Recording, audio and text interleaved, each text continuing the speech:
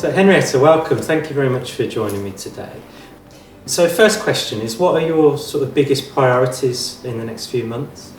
Yeah, so for my first few months in the role, I really want to focus in on three key things. And that's really listening, keeping up the momentum, and also really looking after the team. So on the listening side of things, I really want to take the time to get under the skin of how our businesses are feeling, how stakeholders are feeling, where they are right now and the way they see the future developing. So much has changed over the last 12 months. And I think it's really important to take that time to build up that new picture, how we can best support individual businesses and regional economic recovery more broadly.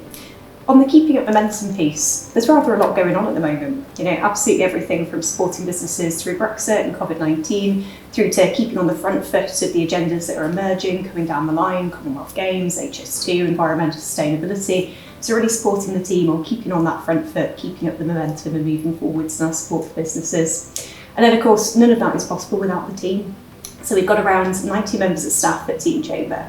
And they help businesses with absolutely everything from finding customers locally through to trading internationally. And our people really are our business. And like every business across the country, it's been a year of significant change, significant disruption. And we're all currently working through what does that new normal look like? What will the future of work look like? And I really look forward to sharing that journey with our members, learning from them, helping them learn from each other as we work through the coming months. What do you think are the biggest challenges facing business in Birmingham over the next few months and years? And how do you think the Chamber will be able to sort of influence that? I think at the highest level, the biggest challenge is the sheer volume of change and factors outside a business's control that are sort of hitting us at the moment. And being a business owner, being a business leader in that environment, it can sometimes feel quite lonely.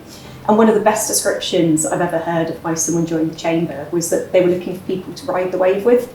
And I really think that's so key to who we are and what we do and how we support businesses, be it through our sort of sector-specific peer learning forums, our expert advisors in-house, networking, connections, or our no-nonsense business briefings. We really are there on that wave alongside our members through thick and thin. I think the second piece that's on a lot of businesses' minds is how we bounce back with a vengeance from this current period as we come out of COVID-19 restrictions. And again, whether businesses' growth strategies focused on building local profile and building local connections and customer base, or actually finding new markets internationally, the Chamber is perfectly positioned to support there. And the third piece is really around our broader civic role. So Chambers are very active in working with local authorities, combined authorities, MPs, to really sort of focus on how we can do good, create the region to be the best possible place to live, work and do business and collaborate, but also stand up for businesses and lobby on their behalf. And I think that role as that very authentic, very passionate voice of local business and their real advocate is going to be critical as that sort of dust settles on COVID-19 and Brexit and we move forwards. Why did you want the role? Yeah, I wanted the role really because I love this place. Both the Chamber and the region. The region's my home, the Chamber's where I started my career. I've seen the positive impact it can have and the way it's evolved and developed with the needs of businesses over the 10 years that I've been involved with the Chamber, but also over the sort of 206-year history of the institution.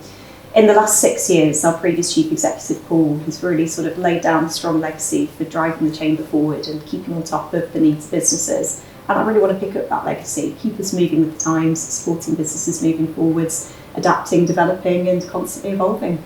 Henrietta, thank you very much for your time. It's been fantastic to find out more about your plans for the Chamber.